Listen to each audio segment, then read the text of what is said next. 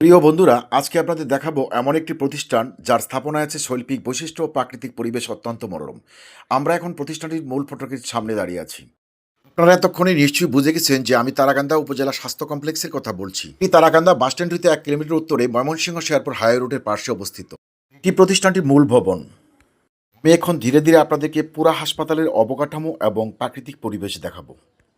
আশা করছি আপনাদেরও ভালো লাগবে, তাই ততক্ষণ সবাই পাশেই থাকবেন। এটি হাসপাতালেরই ছোট্ট একটি পুকুর।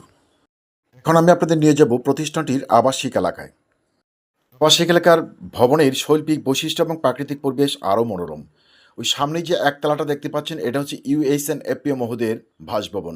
আর এটা হচ্ছে ডক্টরস ডরমেটরি। এটা হচ্ছে র্যাম সিঁড়ি। আর এটা হচ্ছে নার্সেস ডরমেটরি। এটা হচ্ছে অন্যান্য স্টাফদের আবাসস্থল। সব কিছু মিলে হাসপাতালের স্থাপনার শৈল্পিক বৈশিষ্ট্য, প্রাকৃতিক পরিবেশ অত্যন্ত মনোরম।